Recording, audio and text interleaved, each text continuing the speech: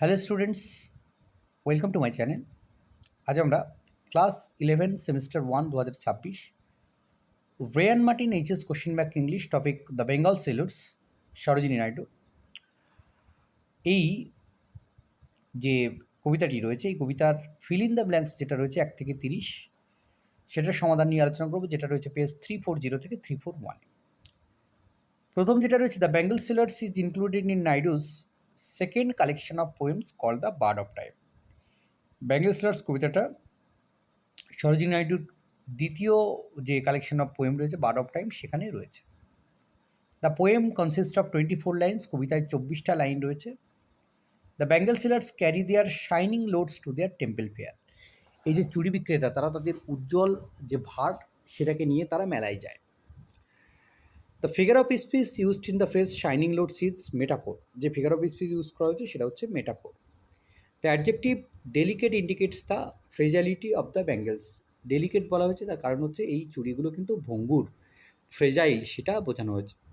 The bangles are described as rainbow tinted circles of light. চুড়িগুলো হচ্ছে উজ্জ্বল রামধনু রঙা। Dull is the antonym lustrous. লাস্ট্রাসের অ্যান্টোনিয়াম হচ্ছে dull.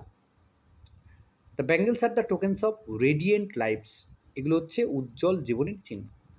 The colourful bangles are mean for, এই যে রঙিন চুড়িগুলো, এগুলো হচ্ছে কিসের জন্য? হ্যাপি ডটার্স অ্যান্ড হ্যাপি ওয়াইফসদের জন্য। The bangles bring happiness in the woman's life. মহিলাদের জীবনে এই চুড়ি কী আছে? আনন্দ, সুখ নিয়ে আসে। Number 11, some are meet for a maiden's list. Here the word meet means suitable, সুন্দর। The silver and the blue colored bangles are suitable to the maiden's list. এই যে রূপলি এবং নীল রঙের চুড়িগুলো, এগুলো হচ্ছে একজন কুমারীর হাতে শোভা পায়, ভালো লাগে। 13, the bangles of the maidens are like clouds. এই যে কুমারী, তার হাতের যে ব্যাঙ্গেলসগুলো সেটা ক্লাউডসদের মতো হয়।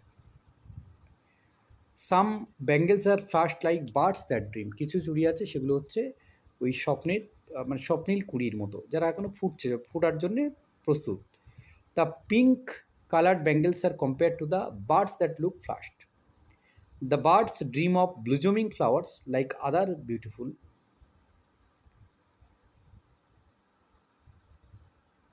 সাম are flushed like the birds that dream is an example of simile. এটা সিমিলির উদাহরণ।